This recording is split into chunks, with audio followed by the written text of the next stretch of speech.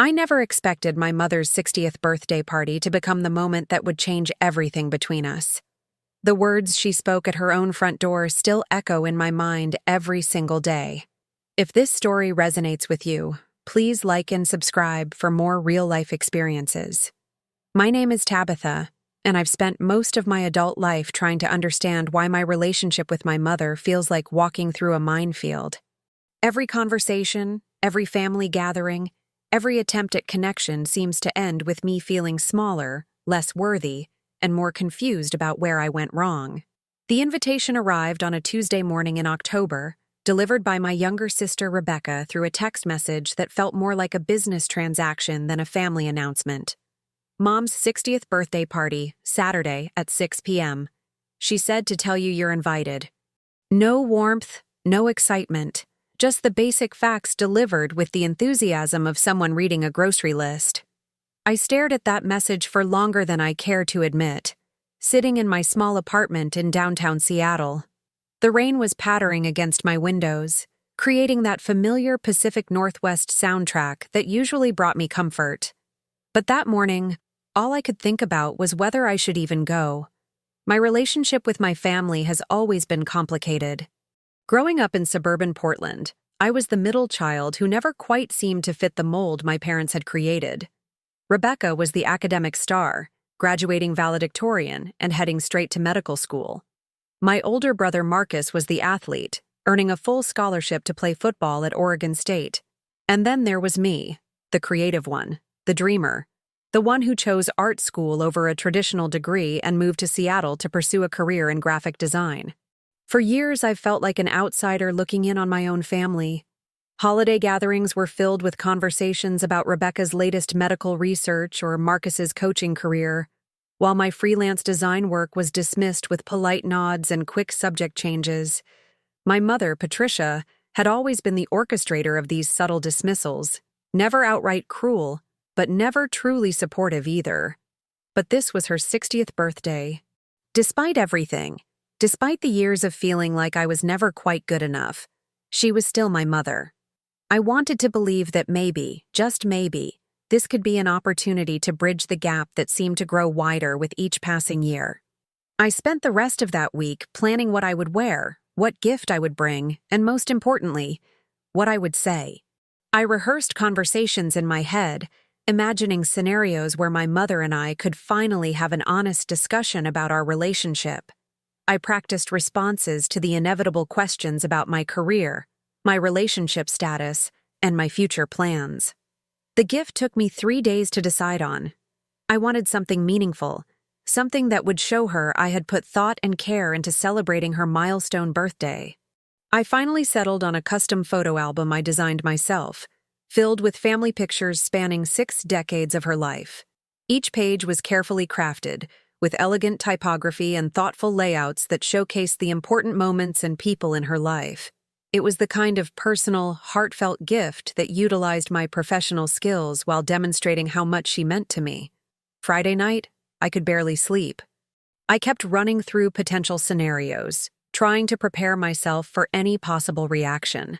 Would she be happy to see me? Would she appreciate the effort I had put into her gift? Would this finally be the moment where we could start rebuilding our relationship? Saturday afternoon arrived with unusually clear skies for October in the Pacific Northwest. I chose my outfit carefully, a navy blue dress that was elegant but not too formal, paired with the pearl earrings she had given me for my college graduation. I wanted to look put together, successful, like someone she could be proud of. The drive from Seattle to Portland felt both endless and far too short. Every mile brought me closer to a confrontation I had been both dreading and anticipating for months. My hands gripped the steering wheel tighter as I navigated the familiar streets of my childhood neighborhood, each turn bringing back memories of growing up in a house where I never quite felt like I belonged. My parents' house looked exactly the same as it had for the past 20 years, a well-maintained colonial, with perfectly manicured landscaping that reflected my mother's need for everything to appear flawless from the outside. Cars were already lining the street, and I could see warm light spilling from the windows. The party was clearly in full swing. I sat in my car for several minutes, gathering my courage and checking my appearance one more time in the rearview mirror. The photo album sat on the passenger seat, wrapped in elegant silver paper with a navy blue ribbon that matched my dress.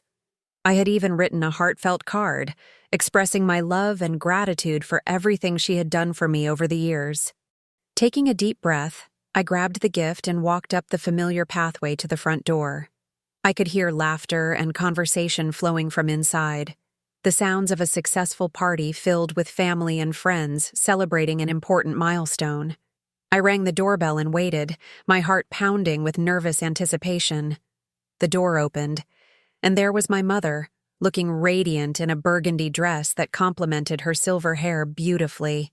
For just a moment, her face registered surprise, and I thought I saw something that might have been happiness flash across her features. But then her expression shifted, hardening into something I had seen too many times before, but never quite this intense. "Tabitha," she said, her voice flat and cold, "what are you doing here?" The question hit me like a physical blow. I stood there, holding her carefully wrapped gift, wearing the earrings she had given me, having driven 3 hours to celebrate her birthday, and she was asking me what I was doing there. I came for your party," I managed to say, my voice smaller than I had intended. "Rebecca told me I was invited." My mother glanced over her shoulder as if checking to see who might be listening, then stepped slightly outside and partially closed the door behind her. The gesture was clear. She didn't want me to come inside, didn't want the other guests to see this conversation. "Tabitha, this is a very important day for me," she said, her tone taking on that familiar condescending quality that had haunted my childhood. "I have all of my closest friends here, people from the country club, your father's business associates. This isn't the time for one of your dramatic scenes." Dramatic scenes? The words escaped before I could stop them. "Mom, I just came to wish you happy birthday. I brought you a gift." She barely glanced at the elegantly wrapped package in my hands. "I'm sure you did. But Tabitha, you have to understand, this party is about celebrating with the people who have been consistently present in my life, the people I can count on." Each word felt like a carefully aimed arrow, designed to hit exactly where she knew it would hurt the most. I thought about all the birthdays I had remembered, all the Mother's Day cards I had sent, all the phone calls I had made trying to maintain some connection, despite the distance she seemed determined to keep between us. "I've always been here, Mom," I said, my voice shaking slightly. "Maybe not in the way you wanted, but I've always tried to be part of this family." "Have you?" she asked, raising an eyebrow in that way that used to make me feel like a child being scolded. "When was the last time you came to Sunday dinner? When was the last time you called just to check in? Not because you needed something. When was the last time you made an effort to be part of this family instead of just showing up when it's convenient for you?" The accusations stung because they contained just enough truth to make me doubt myself. It was true that I didn't come to Sunday dinners anymore, but that was because they had become exercises in enduring subtle criticism and feeling like an outsider.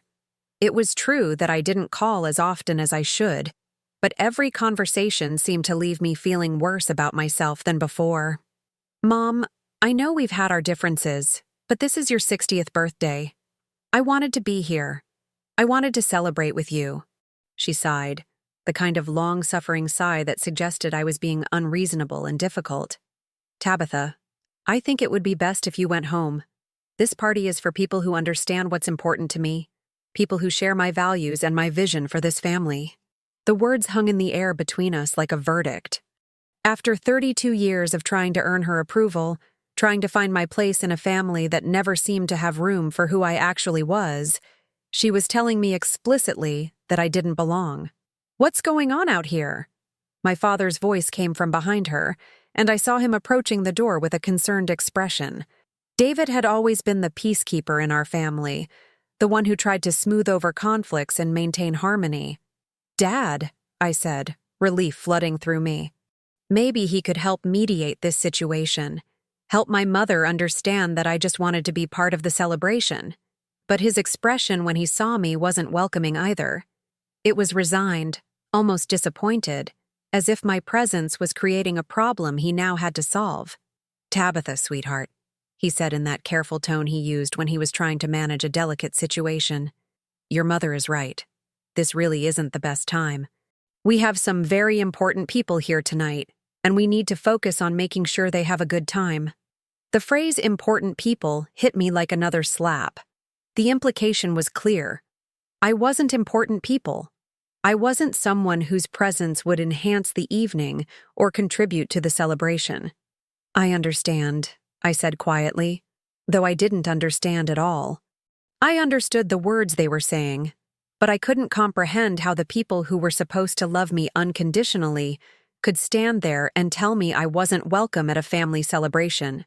Good, my mother said, already turning back toward the door. I'm glad you understand. Maybe we can get together for lunch sometime next month when things are less hectic. It was the kind of vague promise that we both knew would never materialize. Next month would bring new excuses, new reasons why it wasn't a good time, new ways to keep me at arm's length.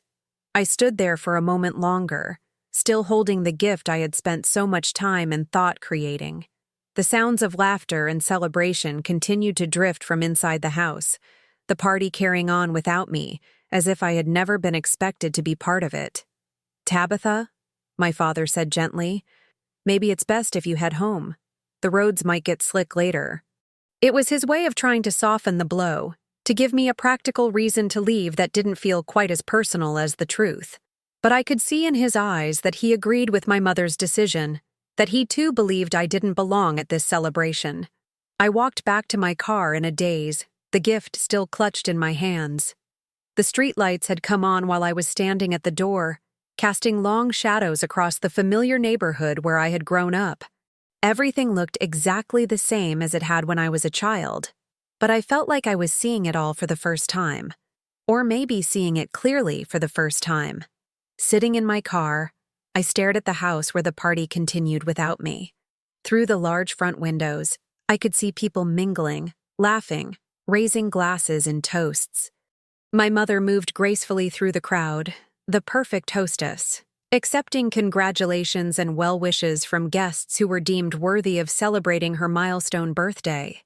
I thought about all the times I had made excuses for her behavior, all the ways I had rationalized her criticism and distance. She was from a different generation, I told myself. She had high standards because she wanted the best for me. She was protective of the family's reputation because she cared about how we were perceived in the community. But sitting there in the growing darkness, I realized I had been lying to myself for years. This wasn't about protecting the family's reputation or maintaining high standards. This was about control, about creating a version of our family that fit her specific vision, a vision that apparently didn't include space for who I actually was. My phone buzzed with a text message. It was from Rebecca. "Where are you? Mom said you weren't coming." I stared at the message, trying to formulate a response that wouldn't sound bitter or self-pitying. How could I explain that I had driven 3 hours to be told I wasn't welcome? How could I describe the casual cruelty of being dismissed at my own mother's front door? Instead of responding immediately, I started the car and began the long drive back to Seattle. The familiar route gave me time to think, to process what had just happened and what it meant for my relationship with my family moving forward. About an hour into the drive, my phone rang. It was Marcus. "Tab, what the hell happened?" His voice was confused and slightly angry. "Mom just announced to everyone that you couldn't make it because of work commitments. But Rebecca said you were supposed to be here." I pulled over at a rest stop, needing to have this conversation without the distraction of driving. "I was there, Marcus. I stood at the front door for 10 minutes while Mom and Dad explained why I wasn't welcome." "That doesn't make sense," he said, but his voice had lost some of its certainty. "Why would they do that?" "Because apparently I don't fit their vision of who should be at an important family celebration," I said, surprised by how calm my voice sounded. "Because I'm not consistent enough or successful enough or something enough to deserve a place at their table." There was a long silence on the other end of the line. Marcus had always been the golden child, the one who met all of their parents' expectations effortlessly. But he wasn't stupid, and he had seen the dynamics in our family, even if he had never been on the receiving end of them. "Tab, I don't know what to say." he finally admitted. That's really messed up. Yeah, it is, I agreed. And I'm tired of pretending it's not. After I hung up with Marcus, I sat in the rest stop parking lot for a while, watching other travelers come and go. Families loading back into cars after bathroom breaks, couples sharing coffee and snacks, teenagers complaining about long road trips, normal family interactions that looked so different from what I had just experienced. I thought about the photo album sitting on my passenger seat, still wrapped in its elegant silver paper. Hours of work selecting the perfect pictures, designing the layouts, crafting something that would show my mother how much our family history meant to me. It occurred to me that I had been trying to create evidence of belonging, proof that I was an integral part of the family story. But maybe belonging isn't something you can prove or earn. Maybe it's something that's either freely given or it's not. By the time I reached Seattle, it was nearly midnight. My apartment felt different when I walked in. Quieter, but also more peaceful. For the first time in years, I wasn't carrying the weight of wondering what I needed to do to fix my relationship with my mother. The uncertainty was gone, replaced by a clarity that was both painful and liberating. I made myself a cup of tea and sat at my kitchen table, still in my navy blue dress, still wearing the pearl earrings. The gift sat unopened on the counter, a symbol of hope that had been misplaced. My phone buzzed with another message from Rebecca. Mom said you had to work. Everything okay? This time, I knew how to respond. Everything is clearer now than it's been in years. The next morning, I woke up with a strange sense of resolution. For 32 years, I had been trying to fit into a space that was never designed for me. I had been contorting myself, changing my goals, moderating my dreams, all in an attempt to earn a love that was apparently conditional on becoming someone I wasn't. But I didn't want to be someone else anymore. I liked who I was, the creative professional who took risks, the person who chose passion over security, the daughter who had always tried to love her family even when that love wasn't reciprocated in the way I needed. I spent that Sunday morning doing something I hadn't done in months. I worked on a personal art project, something purely for my own enjoyment. I painted watercolor landscapes, losing myself in the gentle flow of colors across paper. It was meditative and healing, a reminder of why I had chosen the creative path in the first place. Around noon, Marcus called again. I've been thinking about yesterday, he said without preamble. And I think I need to understand more about what's been happening between you and Mom and Dad. It was the first time any of my siblings had ever acknowledged that there might be a pattern to my parents' treatment of me. The first time anyone had suggested that maybe I wasn't the problem in this dynamic. It's been going on for years, Marcus, I said. Yesterday was just the most obvious example. Tell me, he said simply. So I did. I told him about the constant criticism disguised as concern, the way my achievements were minimized while Rebecca's were celebrated, the subtle ways I was made to feel like an outsider at family gatherings. I told him about the years of trying to earn approval that never came, of modifying my behavior and my dreams in hopes of finally being good enough. He listened without interrupting, and when I finished, there was a long silence. I'm sorry, Tab, he said finally. I'm sorry I never saw it, and I'm sorry I never stood up for you. His words meant more to me than he could possibly know. For the first time in my adult life, I felt like someone in my family truly saw me and understood what I had been experiencing.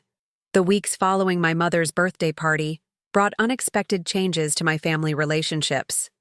Marcus called me regularly, sometimes just to check in, sometimes to share stories about his own interactions with our parents that he was now seeing through a different lens. Rebecca, initially confused by the conflicting stories about why I hadn't attended the party, eventually reached out for her own conversation about family dynamics. It turned out that both of my siblings had their own complicated relationships with our parents, but they had found ways to navigate the expectations and demands that worked for them. Marcus had succeeded in sports, which aligned perfectly with our father's values. Rebecca had chosen medicine, which satisfied our mother's need for prestige and respectability. They had found paths of least resistance, while I had consistently chosen directions that created friction. But here's what I realized in those conversations with my siblings. I didn't want a path of least resistance. I wanted authenticity, even if it was harder. About a month after the birthday party incident, my mother called me. It was a Tuesday afternoon, and I was in the middle of a design project when her name appeared on my phone screen. For a moment, I considered not answering, but curiosity won out. "Tabitha," she said, her voice carrying that familiar tone of controlled emotion. "I think we need to talk." "Okay," I said, setting down my stylus and giving her my full attention. "I've been hearing things from your brother and sister," she continued. "They seem to think I was unfair to you at my birthday party." I waited for her to continue, not sure where this conversation was heading. "I want you to understand that I wasn't trying to hurt you," she said. "I was trying to protect you. You don't always handle social situations well, and I thought it would be better for everyone if you skipped this particular event." It was a fascinating way to reframe what had happened, casting her rejection as protection, her exclusion as consideration for my well-being. It was also exactly the kind of manipulation I had been accepting for years without recognizing it. "Mom," I said carefully, "I'm 32 years old. I don't need you to protect me from social situations.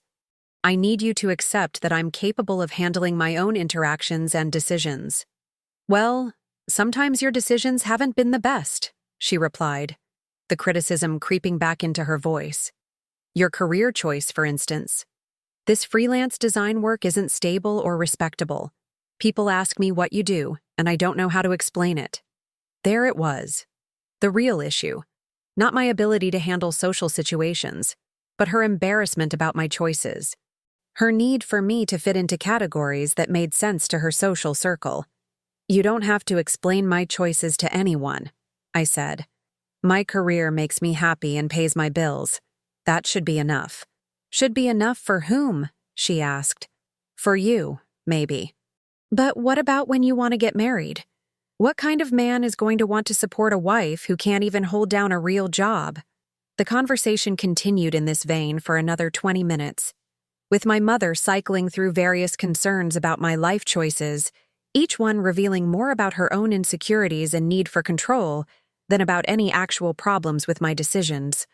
When I finally hung up, I realized something important had shifted. I wasn't angry anymore. I wasn't hurt the way I used to be. I was sad for my mother, who was so consumed with how things appeared that she couldn't see the value in how things actually were. Sad for myself, for all the years I had spent trying to earn approval from someone who wasn't capable of giving it freely. But I was also relieved. The conversation had confirmed what I already knew, that this wasn't about me fixing something wrong with myself. This was about accepting that some relationships have limitations, even when those relationships are with people we love. I started setting boundaries. When my mother called with criticism disguised as concern, I politely ended the conversation. When family gatherings became exercises in subtle put-downs, I limited my attendance. When she complained to my siblings about my behavior, I stopped trying to defend myself and let them form their own opinions. It wasn't easy. There were moments when I doubted myself, when the old patterns of trying to please her felt safer than the uncertainty of standing firm in my own truth. But each time I maintained a boundary, each time I refused to accept treatment that diminished my worth, I felt stronger and more authentic. 6 months after the birthday party, I received an unexpected visitor. Rebecca knocked on my apartment door on a Saturday morning, looking nervous and determined. "I came to apologize," she said before I even invited her inside, "and to ask if you'll help me understand something." We spent the morning talking about family dynamics, about the different ways each of us had learned to cope with parents who had very specific ideas about who we should be. Rebecca admitted that she had chosen medicine partly because it was what our mother wanted, and that she sometimes wondered what she might have chosen if she had felt free to follow her own interests. "I've been watching how you handle Mom and Dad now," she said. "How you don't get upset anymore when they criticize you, how you just stay calm and stick to your boundaries. I want to learn how to do that." It was a conversation I never expected to have with my sister, who had always seemed so confident and sure of her place in the family. But it revealed something important. that even the successful children in our family had paid a price for meeting our parents' expectations. As we talked, I realized that my experience at my mother's birthday party, as painful as it had ultimately been a gift. It had forced me to stop making excuses for treatment that was unacceptable. It had pushed me to find my own definition of worth and belonging, rather than depending on others to provide it. Today, my relationship with my parents is different than it was before that October evening. It's more honest, which means it's sometimes more distant. But it's also more authentic, which means it's ultimately more sustainable. I no longer exhaust myself trying to earn love that comes with conditions I'm unwilling to meet. My mother still doesn't understand my career choice or my life decisions. She still makes comments about my unmarried status and my unconventional path. But I've learned something crucial. Her understanding isn't required for my happiness, and her approval isn't necessary for my self-worth. The photo album I created for her 60th birthday still sits in my closet, unopened. Sometimes I think about finally giving it to her, but then I realize it was never really for her anyway. It was evidence I was trying to create of my own belonging, proof that I was part of the family story. But I don't need that proof anymore. I know who I am, I know my own worth, and I know that belonging starts with accepting yourself, not with convincing others to accept you. The girl who used to drive 3 hours hoping to earn her mother's approval doesn't exist anymore. In her place is a woman who understands that love without respect isn't really love at all, and that sometimes the most loving thing you can do is refuse to accept less than you deserve.